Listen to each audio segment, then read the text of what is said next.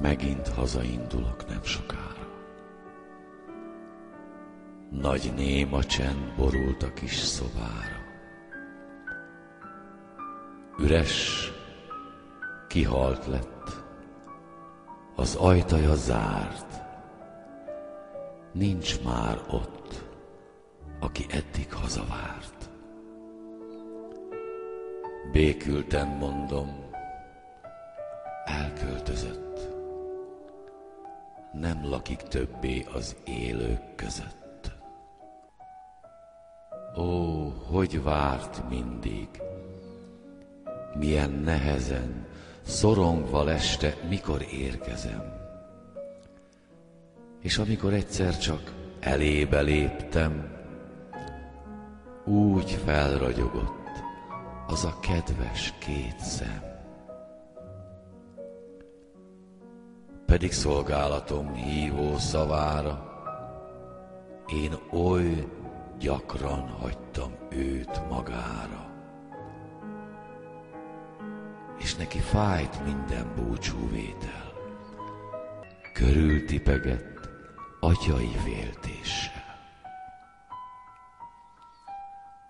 Amíg csomagoltam és rendezgettem, szeme kísért, csendesen ült mellettem.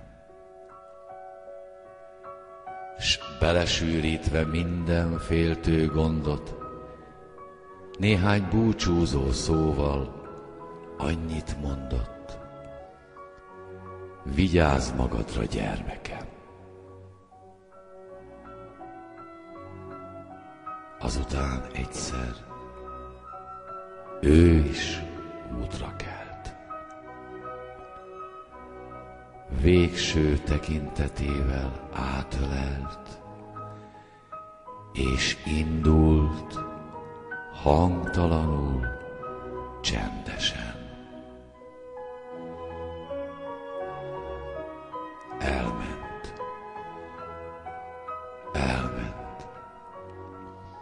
Hiába keresem. Ő utazott el, ismételgetem. Tudta, hogy örök hajlék hívja fenn, és most előre ment, és hazavár. Egy kevés idő van hátra már, s ha véget érnek próbák, földi harcok, megint meglátom azt a kedves arcot. Ott, hol nem választ el soha semmi, és soha többé nem kell búcsút venni. Kicsiny szobánk most csendesen fogad,